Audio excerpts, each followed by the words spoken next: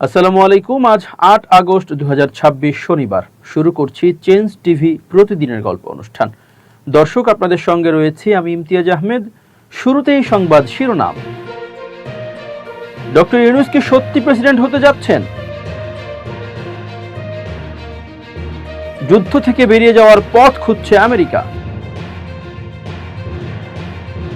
নতুন বিপদে ভারতের প্রধানমন্ত্রী মোদি। এবার বিস্তারিত।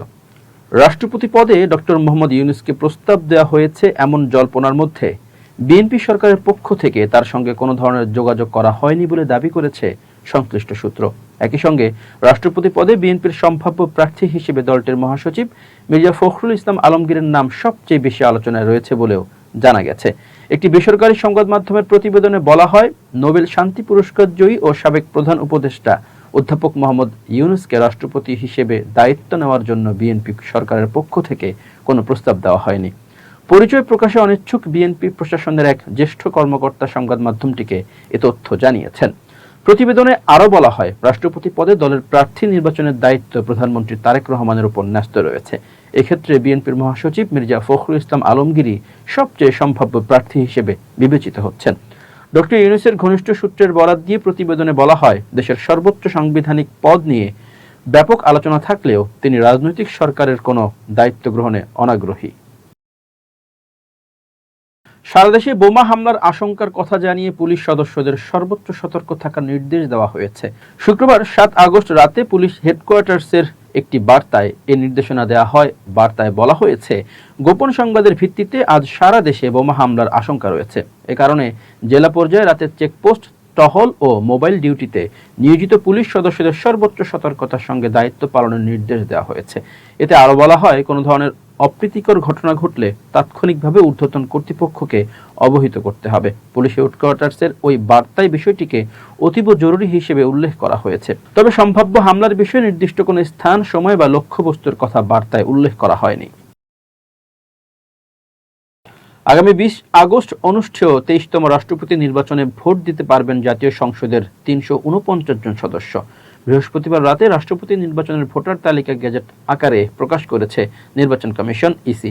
ভোটার তালিকায় সংসদের ২৯৯টি সাধারণ আসনের সদস্য এবং সংরক্ষিত নারী আসনের ৫০ জন সদস্য রয়েছেন। আইনি জটিলতার কারণে চট্টগ্রাম ৪ সীতাকুণ্ড আসনের সংসদ সদস্যের নাম তালিকায় রাখা হয়নি। ইসি ঘোষিত তফসিল অনুযায়ী রাষ্ট্রপতি নির্বাচনের মনোনয়নপত্র দাখিল করা যাবে ১৩ আগস্ট সকাল ১০টা থেকে বিকেল ৪টা পর্যন্ত। মনোনয়নপত্র বাছাই হবে ১৬ আগস্ট। প্রার্থিতা প্রত্যাহারের শেষ সময় ১৮ আগস্ট। ২০ আগস্ট বৃহস্পতিবার জাতীয় সংসদের অধিবেশন কক্ষে দুপুর ২টা থেকে বিকেল ৫টা পর্যন্ত ভোট গ্রহণের কথা রয়েছে। তবে একাধিক প্রার্থী না থাকলে ভোটের প্রয়োজন হবে না। সেক্ষেত্রে একক প্রার্থী বিনা প্রতিদ্বন্দ্বিতায় রাষ্ট্রপতি নির্বাচিত হবেন। ভোটার তালিকায় সাতক্ষীরা ৪ আসনের সংসদ সদস্য গাজী নজরুল ইসলামের নাম থাকা নিয়েও আলোচনা রয়েছে। ইসি কর্মকর্তারা জানিয়েছেন, জামাত ইসলামী থেকে বহিষ্কৃত হলেও এখনও তিনি সংসদ সদস্য পদে রয়েছেন। তার বিরুদ্ধে দলটির করা অভিযোগের বিষয়ে স্পিকারের কাছে এখনও কোনো সিদ্ধান্ত হয়নি। ফলে আইন অনুযায়ী বর্তমানে সংসদ সদস্য হিসেবে দায়িত্বে থাকা ব্যক্তিরাই রাষ্ট্রপতি নির্বাচনের ভোটার। এর আগে ২৪ জুলাই অসুস্থতার কারণ দেখিয়ে ২২তম রাষ্ট্রপতি মোহাম্মদ শাহাবুদ্দিন পদত্যাগ করেন। তার স্থলে ভারপ্রাপ্ত রাষ্ট্রপতির দায়িত্ব পালন করছেন জাতীয় সংসদের স্পিকার মেজর অবসরপ্রাপ্ত হাফিজ উদ্দিন আহমেদ।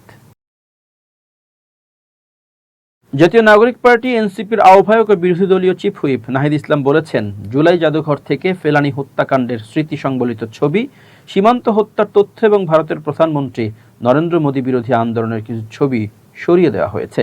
ভারতকে ভয় পেয়ে কি বিএনপি সরকার ক্ষমতায় আসার পর এসব ঐতিহাসিক উপাদান সরিয়ে দিয়েছে? শনিবার সকালে জুলাই জাদুঘর পরিদর্শন শেষে সাংবাদিকদের সঙ্গে আলাপকালে নাহিদ ইসলাম এসব কথা বলেন।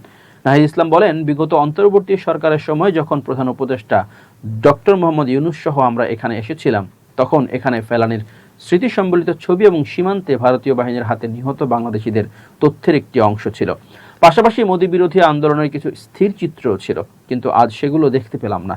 তিনি বলেন, বিএনপি কি ভারতকে ভয় পেয়ে ফেলানীর স্মৃতি সংবলিত ছবি এবং মোদী বিরোধী আন্দোলনের ছবিগুলো জাদুঘর থেকে সরিয়ে দিয়েছে?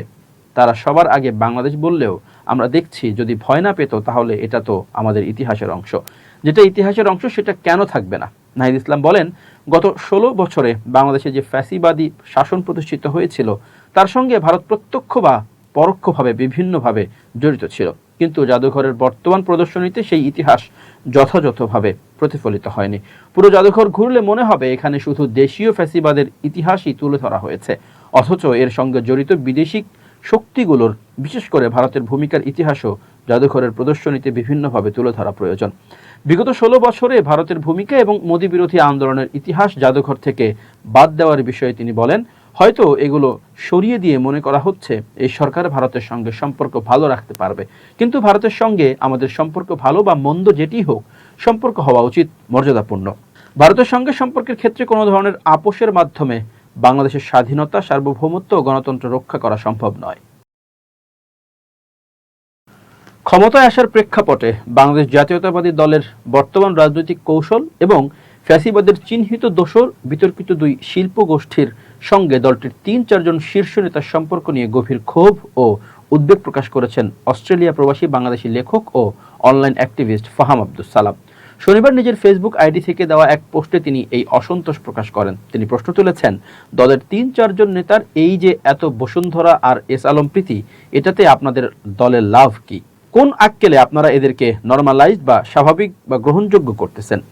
বিএনপি হাসিনার এসব দালালদের স্বাভাবিকীকরণ করে ছাত্রদল, যুবদল, বিএনপির অগণিত নেতাকর্মীর ত্যাগ পানিতে ফেলে দিচ্ছে বলে মন্তব্য করেছেন প্রবাসী এই লেখক।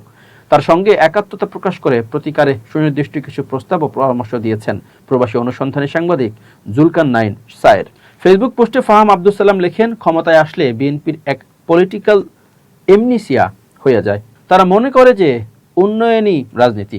আমি বুঝে পাই না আপনাদের দলের ৩-৪ জন নেতার এই যে এত বসুন্ধরা আর এস আলম প্রীতি, এটাতে আপনাদের দলের কি লাভ? কোন আক্কেলে আপনারা এদেরকে নরমালাইজ করতেছেন? আপনাদের কি হুঁশ আছে যে হাসিনার এই ফাইন্যান্সিয়াল ব্যাংকারগুলো বিএনপির নেতাকর্মীরা কি মনে করে কয়েকজন নেতা মাল পানি কামাইতে পারে, কিন্তু আপনারা নিজের পার্টি মেনদের সামনে কেমনে মুখ দেখাবেন? পার্টির পলিটিক্সটা তো ঠিক রাখতে হবে। প্রতিটা জায়গায় এরা আপনাদের বিপদে ফেলবে।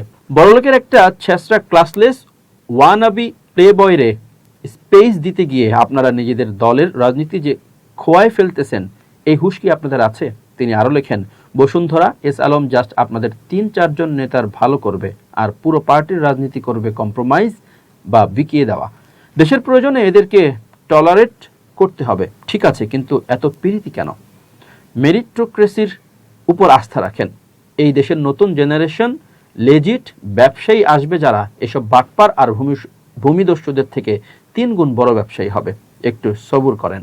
বিএনপিকে ত্যাগী নেতা কর্মীদের কথা স্মরণ করিয়ে অনলাইন অ্যাক্টিভিস্ট আব্দুস সালাম লিখেছেন, একটা কথা বলি ভাই আপনাদের, যখন বিএনপির কথা ভাববেন, যেই চেহারাটা সামনে ভাসবেন বা ভাসাবেন, সেইটা যেন পাট ক্ষেত, ধান খেতে ঘুমানো যুবদল কর্মীটা হয়।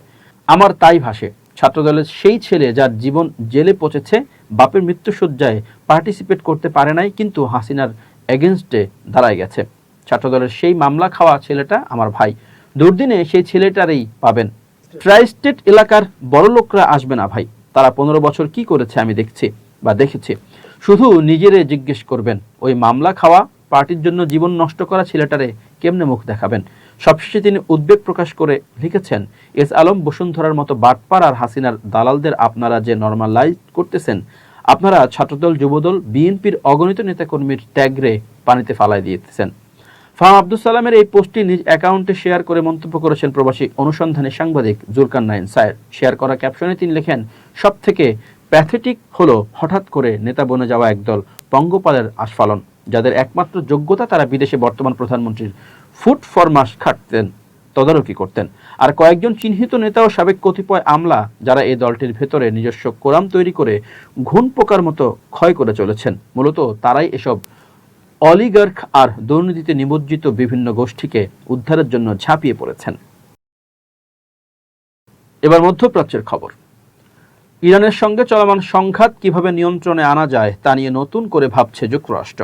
মার্কিন সামরিক নেতৃত্বের একাংশ মনে করছে, শুধু বিমান হামলার মাধ্যমে প্রেসিডেন্ট ডোনাল্ড ট্রাম্পের লক্ষ্য অর্জন করা কঠিন হতে পারে। পরিস্থিতি আরো জটিল হওয়ার আশঙ্কায় সংঘাত থেকে বের হওয়ার একটি সম্ভাব্য পথ খুঁজছেন মার্কিন কর্মকর্তারা।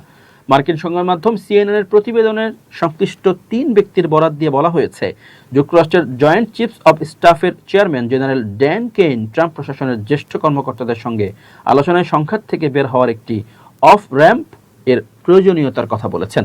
তার আশঙ্কা সামরিক উত্তেজনা আরও বাড়ালে তা উল্টো পরিস্থিতিকে জটিল করে তুলতে পারে এবং ওয়াশিংটনের শর্তে তেহরানকে কোনো চুক্তিতে রাজি করানো সম্ভব নাও হতে পারে। সিএনএনের তথ্য অনুযায়ী কেইন এই বিষয়ে মার্কিন ভাইস প্রেসিডেন্ট জেডি ভ্যান্স, পররাষ্ট্রমন্ত্রী মার্কো রুবিও এবং সিআইএ পরিচালক জন র্যাডক্লিফ সহ ট্রাম্পের জাতীয় নিরাপত্তা দলের গুরুত্বপূর্ণ সদস্যদের সঙ্গে আলোচনা করেছেন। এসব আলোচনায় ইরানে মার্কিন স্থল বাহিনী না পাঠিয়েও কিভাবে সামরিক বিকল্পগুলো ব্যবহার করা যায় এবং সেগুলোর ঝুঁকি ও সীমাবদ্ধতা কি তা গুরুত্ব পেয়েছে। সংশ্লিষ্ট একজন ব্যক্তি সিএনএনকে জানিয়েছেন, কেইনের অবস্থানের অন্যতম উদ্দেশ্য হলো মার্কিন সামরিক বাহিনীকে অতিরিক্ত ঝুঁকির মধ্যে পড়া থেকে রক্ষা করা, কারণ প্রশাসনের ভেতরে উদ্বেগ রয়েছে যে শুধু বিমান হামলার মাধ্যমে ইরানের উপর কতটা কার্যকর চাপ সৃষ্টি করা সম্ভব তা একটি সীমা রয়েছে। ট্রাম্প অবশ্যই ইরানের মার্কিন স্থল বাহিনী মোতায়েনের বিরোধিতা করে আসছেন। তার বক্তব্য, দীর্ঘস্থায়ী বিমান হামলার মাধ্যমে তেহরানের উপর চাপ সৃষ্টি করে একটি চুক্তিতে পৌঁছানো সম্ভব হতে পারে। তবে সংশ্লিষ্ট মার্কিন কর্মকর্তাদের কেউ কেউ মনে করছেন শুধু বিমান হামলার মাধ্যমে সেই লক্ষ্য অর্জনের সম্ভাবনা কম। এদিকে ইরান যুদ্ধের প্রভাব মধ্যপ্রাচ্যের গণ্ডি ছাড়িয়ে অর্থনীতি ও জ্বালানি বাজারেও পড়ার আশঙ্কা তৈরি হয়েছে। বিশেষ করে হরমুজ প্রণালীর পরিস্থিতি নিয়ে উদ্বেগ রয়েছে। বিশ্বের অন্যতম গুরুত্বপূর্ণ জ্বালানি পরিবহন পথ এই জলপথ দিয়ে বিপুল পরিমাণ তেল ও অন্যান্য জ্বালানি পণ্য পরিবাহিত হয়। দীর্ঘ সময় ধরে এর বাণিজ্যিক চলাচল ব্যাহত হলে আন্তর্জাতিক জ্বালানি বাজারে চাপ আরও বাড়তে পারে।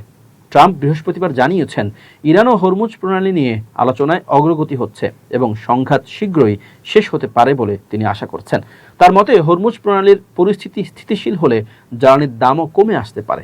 অন্যদিকে ইরানকে ঘিরে আঞ্চলিক নিরাপত্তা পরিস্থিতির পরিবর্তনে স্পষ্ট হয়ে উঠছে। সৌদি আরব, তুরস্ক ও পাকিস্তান সম্প্রতি একটি প্রতিরক্ষা চুক্তিতে সই করেছে। চুক্তি অনুযায়ী 3 দেশের যে কোনো একটির উপর হামলাকে 3 দেশের উপর হামলা হিসেবে বিবেচনা করা হবে। দেশগুলো অবশ্য জানিয়েছে চুক্তিটি প্রতিরক্ষামূলক এবং কোনো নির্দিষ্ট দেশের বিরুদ্ধে পরিচালিত নয়। ইরানি আইন প্রণেতা ইব্রাহিম রেজাই এই চুক্তির সমালোচনা করেছেন। তার দাবি, সৌদি আরবের সঙ্গেই ঘনিষ্ঠ সামরিক সম্পর্ক গড়ে তুললেও দীর্ঘমেয়াদে দেশটির নিরাপত্তা নিশ্চিত হবে না। সব মিলিয়ে ওয়াশিংটনের সামনে এখন বড় চ্যালেঞ্জ হলো ট্রাম্পের ঘোষিত লক্ষ্য অর্জনের চেষ্টা করা, একই সঙ্গে ইরানে স্থল বাহিনী না পাঠানো এবং সংঘাতকে আরও বিস্তৃত আঞ্চলিক যুদ্ধে রূপ নেওয়া থেকে ঠেকানো। জেনারেল ড্যান কেইনের ভাষায়, বিমান শক্তির সীমাবদ্ধতা রয়েছে। ইরান যুদ্ধ থেকে যুক্তরাষ্ট্রে বের হওয়া কৌশল নির্ধারণে এই বাস্তবতাই এখন গুরুত্বপূর্ণ হয়ে উঠেছে। এবার পড়শির খবর। ভারতে তরুণদের নেতৃত্বে গড়ে ওঠা ককরোচ আন্দোলন প্রধানমন্ত্রী নরেন্দ্র মোদীর সরকারের জন্য সাম্প্রতিক বছরগুলোর অন্যতম বড় রাজনৈতিক চ্যালেঞ্জ হয়ে উঠেছে। পরীক্ষায় অনিয়ম ও প্রশ্নপত্র ফাঁসের অভিযোগ থেকে শুরু হওয়া বিক্ষোভের পরে বেকারত্ব, তরুণদের কর্মসংস্থানের সুযোগ এবং সরকারি প্রতিষ্ঠানের উপর আস্থার সংকটের মতো বৃহত্তর ইস্যুতে ছড়িয়ে পড়ে।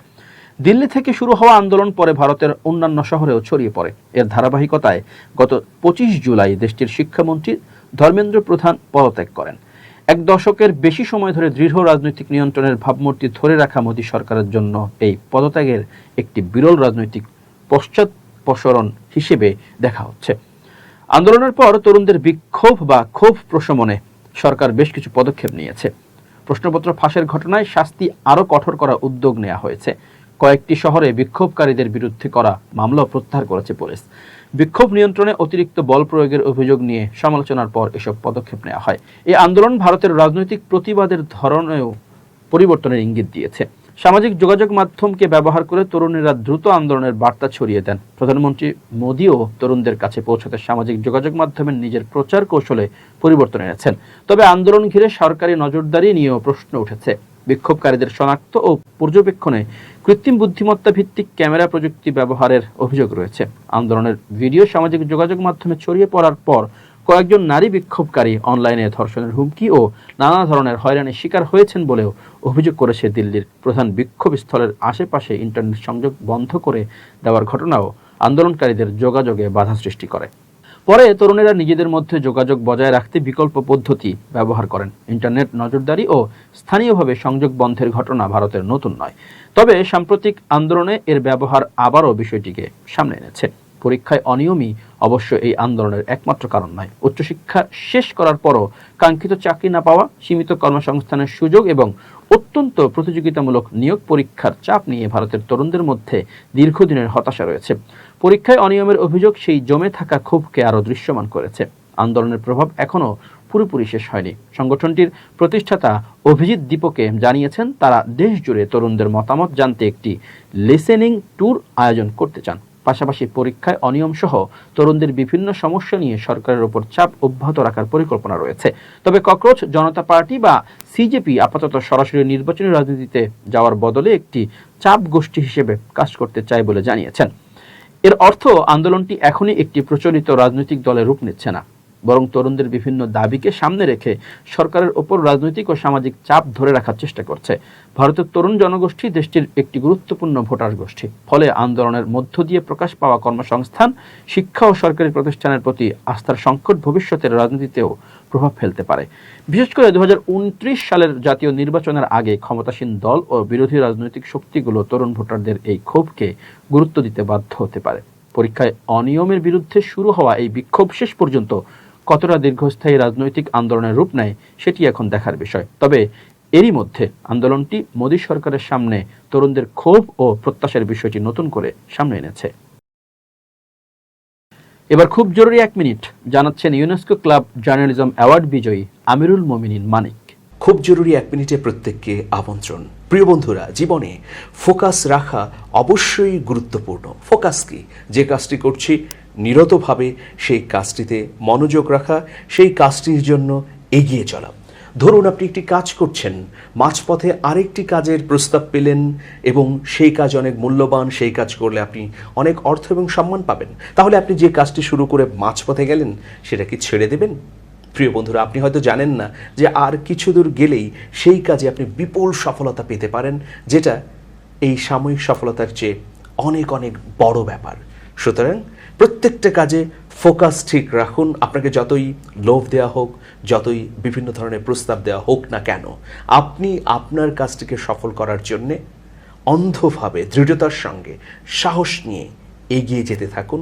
কোনো প্রলোভন যেন আপনাকে সেই কাজ থেকে বিচ্যুত না করতে পারে। ভালো থাকবেন, শুভেচ্ছা নিরন্তর।